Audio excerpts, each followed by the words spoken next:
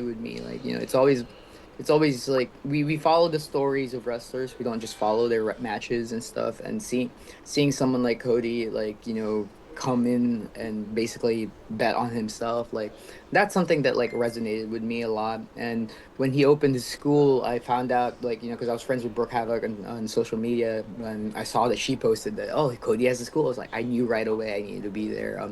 Mostly because I was a big mark for Cody. I didn't realize that my tenure at the Nightmare Factory was going to lead to like basically a springboard into like where I'm at today. The experience itself was great. So right now I do train in the warehouse, but for the most part, like the Nightmare Factory is a top tier performance center. It has quality, high end quality coaches. It has like Ensuite, je n'avais pas très bien compris, du coup j'ai yeah, cru yeah, que yeah. No, no. So my elle tenure avait there was only like qualifié I believe le like camp 12 weeks. d'entraînement So de I Nightmare wasn't there for very Factory long, but comme un autre camp. I did make my debut for the Nightmare Factory in 2021. Had my You actually had your first match at All Elite. Yeah, yeah. Well, I did do All Elite like a couple months. Like I did Dark a couple months after that. But my first ever match Ah was oui, the et là Student je lui avais Showcase dit number que son three for the ton Nightmare premier match Factory. était à All Elite. So yeah, so I've had prior training in Santino Brothers in Los Angeles before I made the switch to the Nightmare Factory, because at the time Santino Brothers was wasn't open because of COVID. So during the pandemic, when I went to the Nightmare Factory, it was such a change in scenery, because like you have like people training for the NFL Combine just like right across from us. You had top tier coaches. I remember Jade Cargill was there all the time training with us. Sunny Kiss, we get like guest speakers, we get like coaches, we had people like talking about us regarding how to navigate social media. And it was a very all around general experience. And if you take the time and actually absorb everything like a sponge, like you definitely get the most out of your buck in terms of like how much you're going to get out of it. And I was very happy to have experienced that, because um a couple of years after, I wrestled Aleister Black, or at the time Malachi Black. And something that he told me was that, like, if you want to make it to like the top level, you have to train like a top level athlete. And I remember thinking like that's how I was at the Nightmare Factory. So it's very difficult to emulate that kind of level of training without like the resources available. But having gone through it once has given me the insight in how to, like, basically get myself back there. And I think, going back to the Zack Sabre Jr. match, like, it was equal parts, like, learning to love myself, believing in myself, but also like, hey, in order to get to like the level I need to be for that match, because I wasn't just my match for the weekend. It was like I had a grand total of 7 matches that I had to do. And that's basically what WrestleMania weekend is for a lot of people. It's a marathon. Like, a lot of people get more than one booking, and you wrestle like 4, 5, 6, 7 matches and stuff. And I think Zach wrestled like 10 matches, before he even wrestled me. So that's so g- g- uh as much as I show the world that I'm just a carefree spirit that just like party, party, party, at the same time, like I also do a lot of training, and it is therapeutic, because you're building your body up, but you're also building up your soul, and you're building up your technique. Um, to go back to your original question, like, the Nightmare Factory experience to me was life changing in so many ways. The very first exposure I had in terms of like people getting to know who I am happened when Cody posted a picture of our class selfie, and everybody just gravitated to my hair, and they like, Bandit looks like an anime character. What's their gimmick? They're an anime character. Oh, brilliant! And right there I learned like the importance of brand uniformity. If you look like what you present, and you act like what you present, and you wrestle like the way you present, then it's easy for fans to gravitate towards you, because like they have a clear understanding of what you're trying to sell to the audience. And that's that was a very important lesson that I learned very, very early on. And I think, like, even for many veterans in this business, like there is that, like, disconnect between what they're presenting versus how they are. And like, I'm grateful that the Nightmare Factory was able to like bring that mindset out of me, like, from the get-go. And I think that's definitely helped with how far my career has been has traversed over time with how short. Because like I've only been wrestling actively for 3 years, but I've been like around business for four, and that's not very long. Like like you can Yeah, still count that in one hand. that was actually something that we was gonna say. Là, la prochaine question que je lui ai demandé, c'était... attendez 2 minutes. Voilà, c'est que je lui dis qu'elle a une Yamashita. très... Yeah, yeah, yeah. elle a une très courte carrière, mais elle a quand même réussi à combattre des personnes connues du business comme Zack Sabre Jr., Yamashita, euh, Sonic Kiss Malakai Black. You actually Voilà. were a key member of the Deadlock Pro Wrestling. Et ensuite, là, je pars un peu Yeah, dans I mon know that the Deadlock plaisir Pro perso parce Wrestling que je lui rappelle que qu'elle a shows where été a lot of qu'elle a participé souvent au show de la Deadlock Pro Wrestling, qui est une compagnie que j'aime beaucoup. Du coup, je Yeah. lui demande comment ça So s'est am passé. I. Je lui demande comment ça s'est passé et est-ce que le fait qu'elle est allée à cette compagnie l'a aidé à implémenter son personnage un peu plus. Et après, je vais lui rappeler qu'elle avait participé au tout premier match de cette compagnie et je vais lui demander comment ça s'est passé. I was gonna say was there like the the experience for you to actually uh, vent your character as much as like the anime weeb actually the weeb wrestler that actually can fucking kick your ass if she wanted to if she wanted to. What was it like? Ne vous inquiétez pas, je dis toujours la même chose. Hein. Je suis juste en train de... I was there maybe like 2 months into my career, but I've been a fan of Deadlock for a long time. So when they said they were gonna put on a show, I thought it was an E-Fed at first, but then I realized, oh, it's I the think real thing. everyone thought he was an E-Fed. Yeah, yeah, That's yeah. so So crazy. yeah, I thought it was gonna be like a new legacy offshoot and stuff, but no, it wasn't. And when it happened, like it felt surreal. And like I was the first match with like. You're the first match with Lucky Ali. Là, hmm là, je lui rappelle Saquon, yeah, yeah.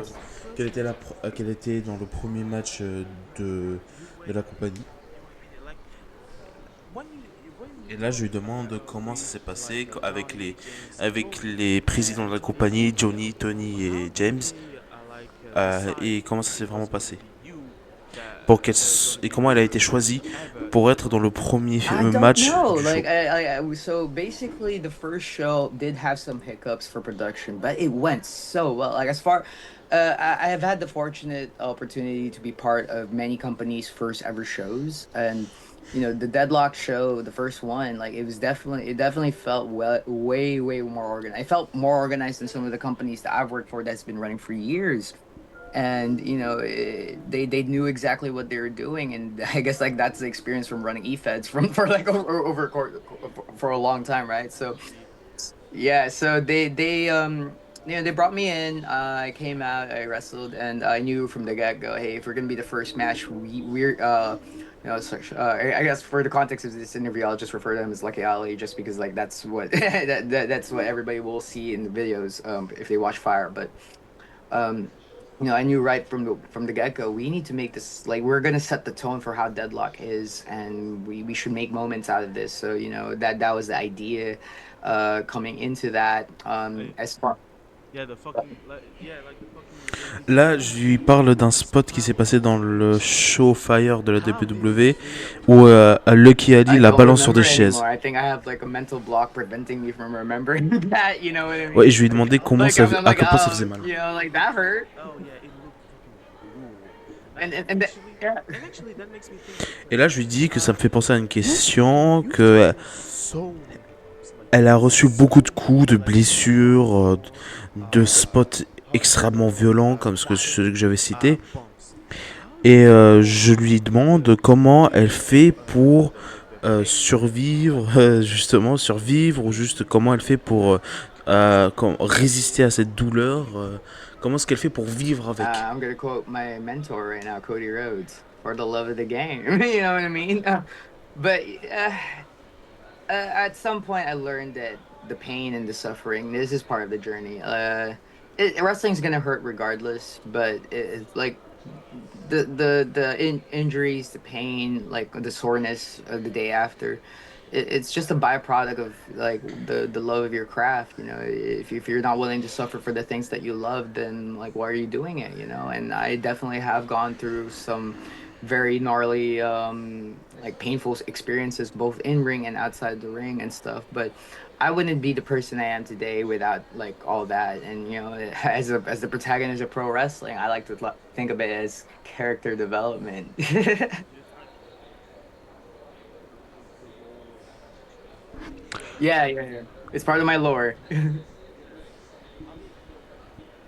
so right now, for this interview, Là, maintenant, je suis en train de je suis en train de lui demander, je suis en train de lui dire que j'avais fait, pour cette interview, j'avais fait beaucoup de recherches et j'avais trouvé sur sa chaîne YouTube une vidéo qui s'appelait Gains. video title. Donc, je lui demande de me expliquer un peu plus sur cette vidéo.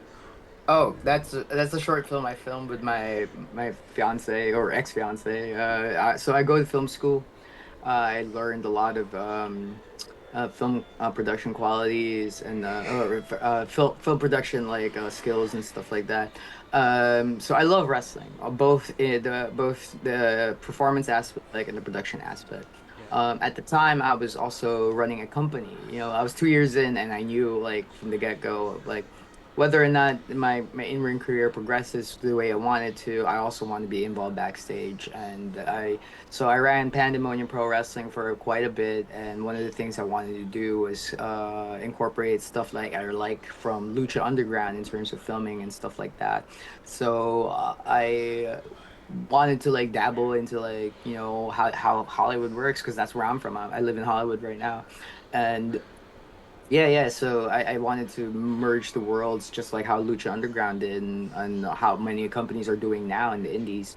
And you know, like there's this running gag in pro wrestling. It's like, oh, this is cinema. Well, yeah. So let's make it look like cinema. You know, so that's what the video is like. It's just me like applying some of the techniques I've learned, making short films here and there. So when I do put out like stuff for Pandemonium, it's gonna look really good and stuff.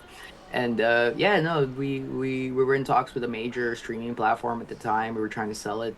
Fortunately, the deal didn't go through, but you know, such is the game of Hollywood, right? So you know, and like I said, like failures are they suck, but they're also like lessons waiting for you to learn from. So that's something I took away from that. Yeah, because like when I was the video, I was a little bit confused because like there's you at the end of the video you summoned like you did like a Ensuite, là, summon je lui ceremony. dis qu'à la fin de la What vidéo, elle appelle un what démon was that en about? utilisant une canette de So, Monster.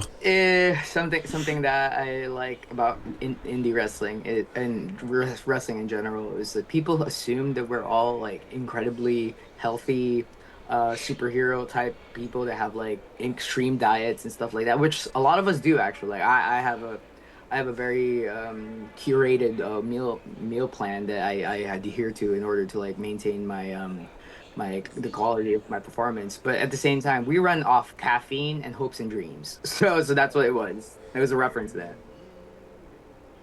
Yes.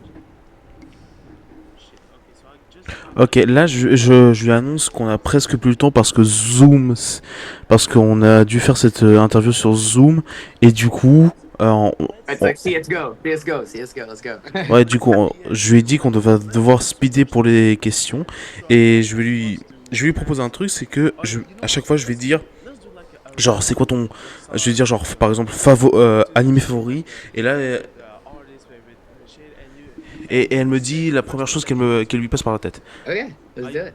Okay, cool. Favorite anime. Animé favori. That'll be Trigun. Okay. Nourriture préférée. Crap. Fish and chips. Favorite wrestling move. Son move de catch préféré. Stunner. Alright. Favorite favorite favorite Là, je vais lui dire son move depuis la troisième corde préféré. Phoenix Splash. Yeah. Oh yeah, that's actually a good one. Favorite Because I submission. do that's my finishing move is the Omni Splash. But yes. It is actually. And favorite You know what? Let's do with a wrestling ring. That's Là, actually je vais lui cool. dire